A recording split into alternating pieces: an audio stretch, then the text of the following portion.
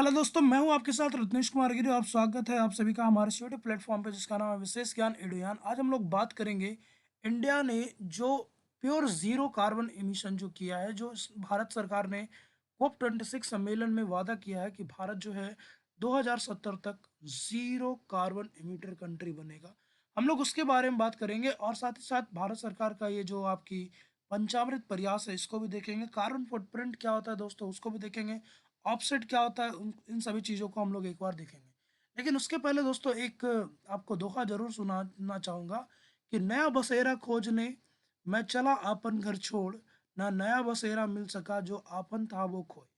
इंसान आज के टाइम में यही कर रहा है दोस्तों, अपने आप को सबसे बुद्धिमान प्राणी समझ करके भारत या बाकी जो कंट्री है वो आपके अंतरिक्ष मिशन पे, सैटेलाइट पे, आपके दूसरे ग्रहों पे जीवन की तलाश में, उसके बारे में जिज्ञासा को जानने में, इन चीज़ों में जो है अरबों खरबों डॉलर खर्च कर रहा है दोस्तों। लेकिन जो उसके लिए सबसे ज़रूरी चीज़ है, जो सबसे ज़रूरी चीज़ है इस ये पर्यावरण की सुरक्षा, ये यहाँ पर पृथ्वी के जो संसाधन है, जल, वायु, मिट्टी, इन सब की गुणवत्ता को बना के रखना, भविष्य की पीढ़ियों के लिए इनको सहेज के रखना, इसके लिए वो उस कदर से प्रयासरत नहीं है दोस्तों। तो फिलहाल इस टॉपिक में हम लोग यही बात करेंगे और उम्मीद है आपको ये सेशन पसंद आएगा। तो चलिए स्टार्ट करते हैं।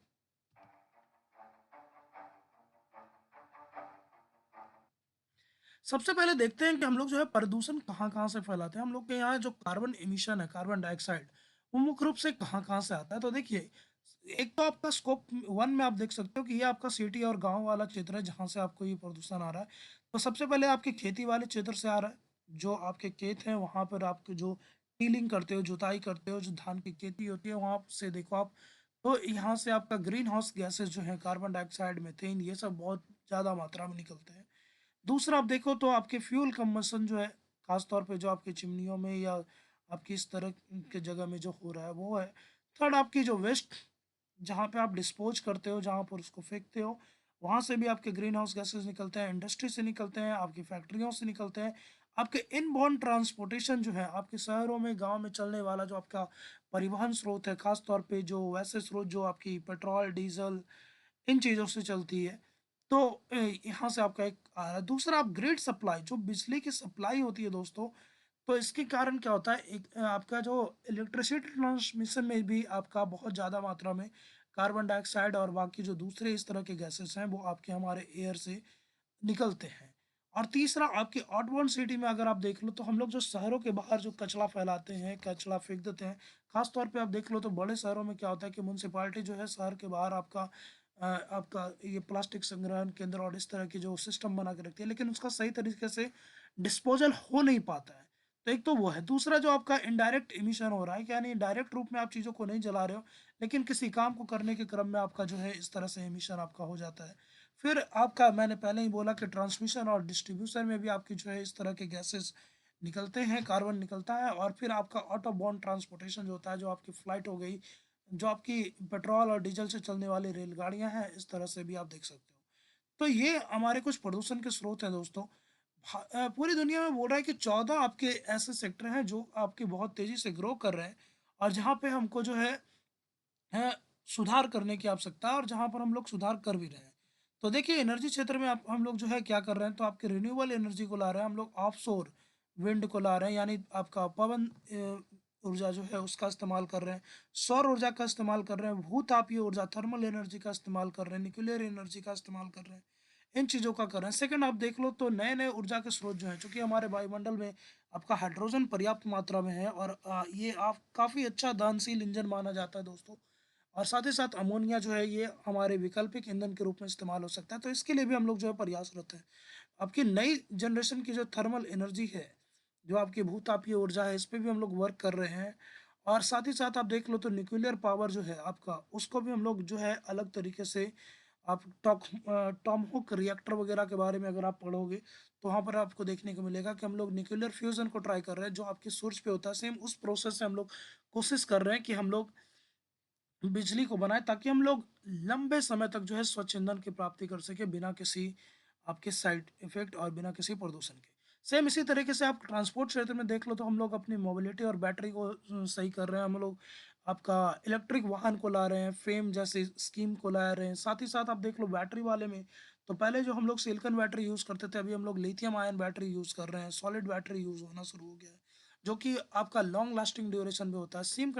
सेमीकंडक्टर और आईसीटी वाले क्षेत्र में भी आप देख लो तो आपकी सिलिकॉन और जर्मेनियम इसका जो है बहुत अच्छी तरीके से आज के टाइम में यूज़ हो रहा है दोस्तों, जिसके कारण आपका जो है विद्युत क्षेत्र खास तौर पे आपके ऊर्जा क्षेत्र जो है उसमें क्रांति सी आ गई है। आपकी मेरे टाइम में भी देख लो तो इस तरह के ही सुधार किए जा रहे हैं।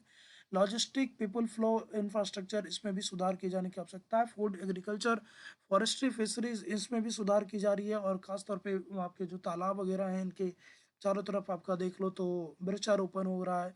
एग्रीकल्चर वाले में भी आपका zero tilling, eco friendly, sustainable agriculture जैसे आपके कॉन्सेप्ट आ गए हैं।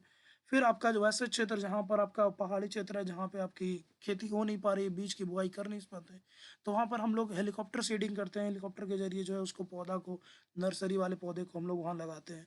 तो इस तरह से काफ़ी ज़्यादा सुधार हो रहा है। आपकी घरों की बनावट में भी देखिए तो आपका हम लोग जो है इसको ग्रीन हाउस करके हम लोग जो है या ग्रीन होम कॉन्सेप्ट ला रहे हैं, जिसमें हम लोग अपने घरों को क्या कर रहे हैं, सोलर पैनल से इक्विप्ड कर रहे हैं। हम अपने छतों पे जो है सोलर पैनल लगा रहे हैं, सरकारी बिल्डिंग पे जो है सोलर एनर्जी प्लांट लगा रहे हैं। इससे क्या होगा कि हमारा जो बिजली की खपत है वो शिफ्ट होगा और हम अपने लाइफ स्टाइल में भी चेंज कर रहे हैं दोस्तों। पहले जो आप देख सकते हो कि फ्लोरेंस बल्ब यूज़ होता था, फिर उसके बाद आपका CFL आया, फिर अभी के टाइम में आप देख लो तो LED, LCD इस तरह के आपके कॉन्सेप्ट आ गए हैं। हम लोग जो वेस्ट मैनेजमेंट को भी सही कर रहे हैं, सॉलिड वेस्ट मैनेजमेंट वगैरह जो है ये चीज़ें हैं।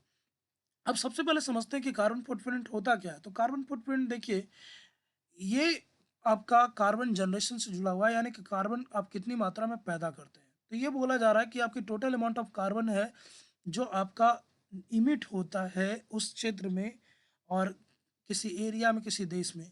आमतौर पे ये यहाँ पे बात कर रहे हो तो देखो कि एक आपको सिंबॉलिक रूप से दिखाया गया कि अगर आप पावर स्टेशन, गैस स्टेशन से कितना कार्बन निकलता है तो 60 टन वगैरह, इस ढंग से आपका एक ओवरव्यू देखने का प्रयास किया गया है। तो बोला जा रहा है कि जो ग्रीन हाउस गैसेस जो हैं आपकी, फॉसिल फ्यूल जो आपकी जीवाश्म ईंधन है, जब वो आप उसको जलाते हो किसी भी काम के लिए, इलेक्ट्रिसिटी के लिए, ट्रांसपोर्टेशन के लिए, तो कितनी मात्रा में जो है वहाँ से आपका कार्बन डाइऑक्साइड का उत्सर्जन होगा, यही जो मात्रा है ये कहलाती है कार्बन फुटप्रिंट। यानी किसी भी स्थान पे आपका कार्बन के उत्सर्जन की जो मात्रा है वो आपका कार्बन फुटप्रिंट कहलाती है। अब हम लोग इसको कम कैसे करेंगे, क्योंकि आपको मैं एक चीज़ बता दूं कि जो भी ग्रीन हाउस गैसेज होते हैं जिसमें आपका कार्बन डाइऑक्साइड, मीथेन, आपका ट्रोपोस्फेयर में ओजोन जो हो गया, ये सभी क्या है आपके, इनके पास एक गुण होता है कि ये हीट को अपने अंदर कैप्चर कर लेते हैं।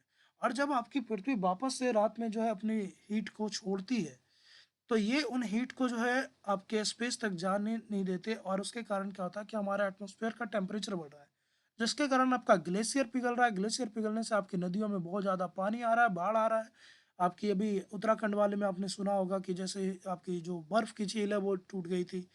इस तरह के आपके कंसिक्वेंसेस देखने को मिलते हैं। साथ ही साथ आपका नदियों में बाढ़, सूखा इस जैसी स्थिति भी आ रही है। आपका रैंडम इन्वायरमेंट हो रहा है, जिस समय बारिश होनी चाहिए उस समय हो नहीं रहा। आपका जिस समय फसल तैयार हो जा रहा है उस समय घनघोर बारिश हो रही है। समुद्र का जल स्तर बढ़ रहा है दोस्तों, जिसके कारण आपके जो समुद्र के निकट वाले क्षेत्र हैं वो आपके डूब रहे हैं। तो इस तरह के कंसिक्वेंस हो रहे हैं, इसलिए हम लोग जो है अपने पर्यावरण को स्वच्छ करने पे, खासतौर पे वायु से संबंधित जो आपका है वायुमंडल, इसको हम लोग स्वच्छ करने पे काफ़ी ज़्यादा ध्यान दे रहे हैं।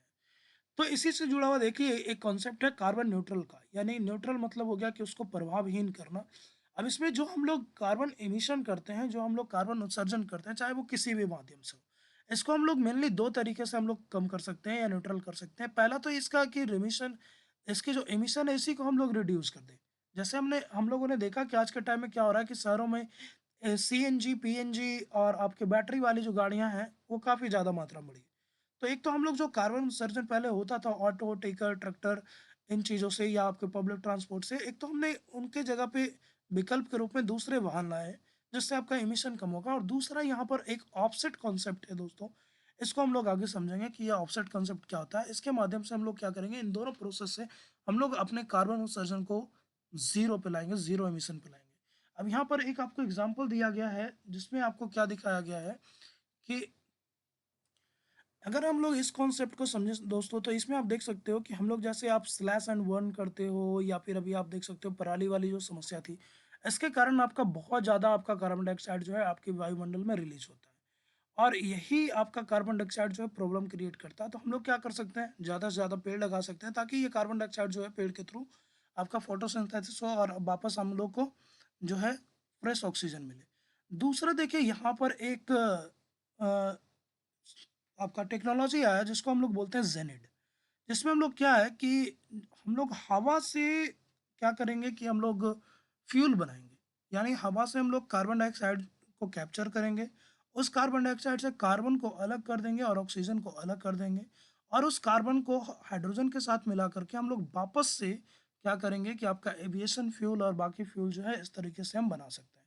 तो ये उसका पूरा प्रोसेस है दोस्तों कि आपका यहाँ से जो आपका प्रदूषित हवा है वो जा रहा है, यहाँ से आपका कार्बन डाइऑक्साइड फ्री यानी आपका प्योर एयर यहाँ से निकल रहा है। हम लोग कार्बन डाइऑक्साइड को कैप्चर कर लिया, उस कार्बन डाइऑक्साइड को आप देख सकते हो कि हम लोग रिन्यूएबल एनर्जी में ट्रांसफर कर दिया, और उसके साथ फिर हम लोग वाटर के साथ इसको क्या करेंगे, रिएक्ट करवाएंगे, जिसके कारण यहाँ से हाइड्रोजन और ऑक्सीजन अलग हो जाएगा।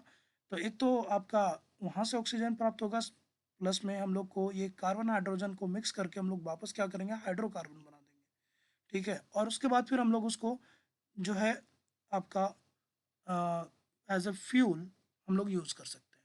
तो एक तो ये भी कॉन्सेप्ट है। फिर हम लोग देख सकते हैं कि ऑफसेट क्या होता है, उसको भी हम लोग देखेंगे। तो यहाँ पर एक और एग्जांपल दे रहा है कि हम लोग कार्बन डाइऑक्साइड जो है फॉसिल फ्यूल्स के थ्रू जला रहे हैं, और इसको फिर ये पूरा प्रोसेस है कि सस्टेनेबल फॉरेस्ट्री, कि हम लोग क्या करेंगे जहाँ पर हमारा मान लीजिए फैक्ट्री है, जहाँ पे हमारे कल कारखाने हैं, चिमनियाँ हैं, तो उसके आसपास हम लोग क्या करें, ज़्यादा से ज़्यादा वृक्षारोपण करें, ताकि यहाँ से जो कार्बन डाइऑक्साइड का उत्सर्जन हो रहा है उसको हम लोग मेंटेन कर सकें। और दूसरा, अगर यहाँ आप देख सकते हो कि जो सूखे पेड़ हैं उनको हटाते जाएं और उनकी जगह हम लोग नए पेड़ भी लगाते जाएं, ताकि हमारा जो है पर्यावरण यहाँ पे भी सुरक्षित रहे। तो ये सारा आप देख सकते हो कि कंसेप्ट समझ सकते हो कि आपका किस तरह से हमारे पर्यावरण को सुरक्षा की ज़रूरत है और कैसे हम लोग जो है प्रयास कर सकते हैं। अब बात करते हैं COP26 में जो हमारे प्रधानमंत्री ने पंचामृत वाला जो आपका फॉर्मूला दिया है। तो भारत जो है ये बोला है कि हम 2070 तक बिल्कुल प्योर ज़ीरो कार्बन एमिशन यानी शुद्ध कार्बन एमिशन जो है उसको शून्य करेंगे। यानी कि हमारे पास जितना कार्बन डाइऑक्साइड का उत्सर्जन होगा उतना या उससे ज़्यादा ही हम लोग कार्बन डाइऑक्साइड को क्या करेंगे, अवशोषित कर लेंगे, ताकि हमारे जो पर्यावरण में जो कार्बन डाइऑक्साइड की जो मात्रा है वो अस्थिर बनी रहे, उसमें बढ़ावा ना मिले। और इसी को लेकर के हमारे जो प्रधानमंत्री हैं उन्होंने आपका 5 गोल दिया है दोस्तों, पंच अमृत, 5 अमृत लाइक गोल आपको दिया है। उसमें पहला तो उन्होंने ये बोला है कि हम लोग जो है फॉसिल फ्यूल जो है आपके जीवाश्म ईंधन है उसका यूज़ को कम करेंगे, और 2030 तक जो है 500 गीगावाट जो है हम लोग जो है नॉन फॉसिल फ्यूल से यानी गैर जीवाश्म ईंधन से जलाएंगे, यानी प्राप्त करेंगे, जिसके कारण हमारा प्रदूषण कम होगा। फिर हम लोग जो है 2030 तक अपने 50% जो ऊर्जा की ज़रूरत है इसको हम लोग रिन्यूएबल एनर्जी से यानी पुनर्चक्रित वाले जो ऊर्जा के स्रोत हैं, जैसे सौर ऊर्जा, पवन ऊर्जा, जीवाश्म सॉरी आपके भूतापीय ऊर्जा, न्यूक्लियर ऊर्जा, इस तरीके से हम लोग पूरा करेंगे। फिर हम लोग पेड़ वृक्षारोपण, शहरी उद्यान, इस तरह के प्रोसेस के थ्रू हम लोग जो है 1 मिलियन टन जो है हम लोग कार्बन डाइऑक्साइड की मात्रा जो है एक्स्ट्रा अवशोषित करेंगे। यानी एक तो कार्बन डाइऑक्साइड का उत्सर्जन कम करेंगे, और प्लस में हम लोग के पास जो वायुमंडल में भी कार्बन डाइऑक्साइड की मात्रा है इसको भी हम लोग क्या है, कम करेंगे। और फिर हम लोग कार्बन इंटेंसिटी को हम लोग 45% तक कम करेंगे, यानी 2030 से हम लोग उसको कम करना प्रारंभ करेंगे, और 2005 के लेवल से भी 45% तक कम करेंगे। ये तो आपके 4 शॉर्ट टर्म गोल है। पांचवा लॉन्ग टर्म गोल क्या है, तो वही है कि हम लोग 2070 तक जो है नेट ज़ीरो कंट्री बनेंगे। और इस तरह से इसको जो है पंच अमृत स्कीम एफर्ट बोला जा रहा है, कि यानी 5 अमृत लाइक आपके एफर्ट ये है। अब ये नेट ज़ीरो टारगेट क्या है, तो मैंने आपको बता दिया कि हमारे जो पर्यावरण में प्रदूषक गैस है, खास तौर पे वैसे गैसें जो हमारे ताप को एब्जॉर्ब करके हमारे वायुमंडल के तापमान को बढ़ा रहे हैं और जिसके कारण हमें बहुत सारी समस्याएं देखने को मिल रही है, उसको हम लोग कंट्रोल करेंगे। अब भारत सरकार के इसके देखिए क्या महत्व है इस चीज़ का, तो एक तो हमारा जो है पूरी दुनिया इसको वेलकम वेलकम कर रही है कि भाई भारत ने ये बहुत अच्छा अपने आप को अपने आप में ये कह सकते हो कि प्रण किया है। दूसरा, हम लोग जो है पर्यावरण से सभी को मिल करके लड़ना चाहिए, तो बाकी देश भी इसके साथ क्या होंगे, मोटिवेट होंगे कि भाई जब भारत ऐसा कर सकता है तो हमें भी ऐसा करना चाहिए। फिर हम लोग ऑलरेडी पेरिस क्लाइमेट गोल जो है, जो आपके 17 सस्टेनेबल डेवलपमेंट गोल हैं, और इससे जुड़ा हुआ जो आपका पर्यावरण से जुड़ा हुआ जो आपकी है उसमें टारगेट क्लाइमेट एक्शन वाला, तो उसको लेकर के भी हम लोग काफ़ी अच्छा परफ़ॉर्म कर रहे हैं, जिसके कारण पूरे दुनिया में हमारी जो है वाहवाही हो रही है कि भारत जो है लगातार अच्छा परफ़ॉर्म कर रहा है। और ये आपके एग्ज़ाम पॉइंट से भी उसे इम्पोर्टेंट है दोस्तों कि भारत ने पिछले 3 साल से लगातार जो है टॉप 10 कंट्री में अपनी जगह बनाई है। किसमें भाई? तो global climate change performance index जो है, ये याद रखना दोस्तों, सीसीपीआई क्लाइमेट चेंज परफॉर्मेंस इंडेक्स, और इसको रिलीज करती है जर्मन वॉच। तो इसमें भारत जो है पिछले 3 साल से लगातार टॉप 10 में है। यानी ये उन देशों का लिस्ट बनाता है दोस्तों जो पर्यावरण की सुरक्षा के लिए या पर्यावरण में जो परिवर्तन हो रहे हैं उससे लड़ने के लिए जो है प्रयास करिए। तो उसमें भारत जो है काफ़ी सराहनीय स्थान पे है। अब एक चीज़ और आपको जानना ज़रूरी है कि इंडियन रेलवे ने भी प्लान किया है कि हम लोग जो है नेट ज़ीरो एमिटर बनेंगे 2030 तक। यानी हमारी रेलवे जो है 2030 तक आपकी पॉल्यूशन फ्री हो जाएगी। यानी ज़्यादा से ज़्यादा जो है आपकी जो रेलवे लाइन है वो आपकी इलेक्ट्रिक हो जाएंगी। साथ ही साथ जो आपके स्टेशन है, प्लेटफॉर्म है, जो आपके हॉल्ट हैं, ऐसे स्थानों पे हम लोग क्या करेंगे, सोलर सिस्टम, सोलर प्लेट, इन चीज़ों का यूज़ करेंगे ताकि हमारा जो ऊर्जा की खपत है वो हमारे रिन्यूएबल एनर्जी से बढ़ जाए। और इससे क्या होगा कि हमारे ग्रीन एनर्जी जो इकोनॉमी है उस पे हमारा बढ़ावा मिलेगा। और हम लोग जो दूसरे देशों से इंपोर्ट करते हैं दोस्तों, बहुत ही ज़्यादा मात्रा में जो हम लोग इंपोर्ट करते हैं खासतौर पे पेट्रोल डीजल, इस पे हमारी निर्भरता घटेगी। और इस ये एक बिल्कुल ही निश्चित सराहनीय कदम है, लेकिन इसमें कुछ समस्याएं हैं। समस्याएं क्या क्या हैं? तो एक तो हमारा सबसे ज़्यादा ये बहुत ज़्यादा खर्च पड़ेगा, इनॉर्मस कॉस्ट पड़ेगा दोस्तों, और हमारे पास इतना फंड है नहीं। दूसरा कि विकसित देशों ने ये 100 बिलियन का एक ट्रस्ट बनाया था कि विकासशील देशों को हम लोग 100 बिलियन देंगे ताकि वो अपनी जो कार्बन डाइऑक्साइड का उत्सर्जन है वो कम करें। लेकिन विकसित देशों ने ये आज तक पूरा नहीं किया। अब इसी चीज़ पे मैंने बोला था दोस्तों कि आप देखो, अमेरिका को देखो, चाइना को देखो, आपकी यूरोपियन यूनियन को देखो, तो ये लोग अरबों खरबों डॉलर जो है वो खर्च करते हैं आपके James Webb telescope, Parker probe, मंगल मिशंस, आपके बहुत सारे ऐसे मतलब मिशन है जिसपे बिलियंस ऑफ बिलियंस ये लोग डॉलर खर्च करते हैं। लेकिन आपके खुद के पर्यावरण को बचाने के लिए जो $100 यहाँ पर होने चाहिए, $100 बिलियन का जो ट्रस्ट है उसको ये लोग नहीं किए। फिर फाइनली यहाँ पर देखो ट्रैक ट्रांसफर में प्रॉब्लम है, क्योंकि विकासशील देश को चाहिए नई तकनीक और विकसित देश ये तकनीक जो है ट्रांसफर करना नहीं चाहते। ये एक बहुत बड़ी समस्या है। फिर आपका जो एडेप्टेशन है उसको लेकर के इग्नोरेंस है, यानी सब देश इसके प्रति उदासीन है, सब अपने विकास को ज़्यादा प्राथमिकता दे रहे हैं इसके बजाय कि भाई हम लोग सस्टेनेबल डेवलपमेंट करें, पर्यावरण के साथ हम लोग विकास करें। तो पर्यावरण को लोग कम वैल्यू दे रहे हैं, ये भी एक सबसे बड़ी समस्या है। तो हम लोग क्या कर सकते हैं? और तो हम लोग जो है कॉर्पोरेट सोशल रिस्पॉन्सिबिलिटी जो है, जो हम लोग फैक्ट्रियों से जो हम लोग 2% लेते हैं उनके मुनाफे का, उसको हम लोग इस दिशा में मोड़ सकते हैं। जो अभी तक शिक्षा और बाकी क्षेत्रों में लग रहा था, तो उसको भी हम पर्यावरण की तरफ थोड़ा मोड़ सकते हैं। इसमें हम लोग क्या कर सकते हैं कि रिन्यूएबल एनर्जी फंड जनरेट कर सकते हैं, आईपीओ ला सकते हैं ताकि हमारी पब्लिक फंडिंग इसमें हो और हम लोग इसमें ग्रीन इंफ्रास्ट्रक्चर प्रोजेक्ट को बढ़ावा दे सकें। और फिर हम लोग जो है इंटरनेशनल प्लेटफॉर्म जैसे आपका UN environment, IUCN, solar alliance, ऐसे जो आपके इंटरनेशनल प्लेटफॉर्म है, ऐसे क्षेत्रों को भी मजबूत करने का काम कर सकते हैं। तो ये कुछ इशू था। अब इसमें देखिए एक ऑफसेट वाला कॉन्सेप्ट रह गया। तो ऑफसेट में क्या होता है कि अभी आप देखोगे कि मान लो कोई जो आपकी इंस्टीट्यूट है या कोई आपकी कंपनी है जो कहीं फैक्ट्री लगाना चाह रही है, लेकिन उस फैक्ट्री से क्या होगा कि बहुत ज़्यादा कार्बन डाइऑक्साइड वहाँ से इमिट होगा। अब वो क्षेत्र चूंकि अगर बहुत महंगा क्षेत्र है, बहुत वहाँ पर जो ज़मीन की कॉस्ट है वो ज़्यादा है, तो वहाँ पर वो वृक्षारोपण कर नहीं पाएगा। तो गवर्नमेंट इसको क्या करती है कि आप क्या कीजिए कि जो जितना आप इमिशन कर रहे हैं उस इमिशन को एक वैल्यू में चेंज किया जाता है और उतने पैसे आप जो है सरकार को या किसी एनजीओ को दीजिए। और वो एनजीओ जो है आपके नाम से आपके कंपनी के उस एमिशन के बदले कहीं और क्या करेगी, वृक्षारोपण करेगी। इसको बोलते हैं कि ऑफसेट कॉन्सेप्ट, कि हम लोग जो है उसको पेड़ लगा करके वृक्षारोपण कर करके उसको कंट्रोल करेंगे। तो ये ऑफसेट कॉन्सेप्ट भी आपके एग्जाम पर्पज से काफ़ी इंपॉर्टेंट है। न्यूट्रलिटी वाला कॉन्सेप्ट भी इम्पोर्टेंट है। तो ये आपको अच्छा लगेगा। उम्मीद है ये टॉपिक थोड़ा आपका लेंदी है, बट ये आपके लिए ज़रूरी भी है और उम्मीद है समझ में भी आया होगा। तो चलिए फिलहाल इस वीडियो में इतना ही।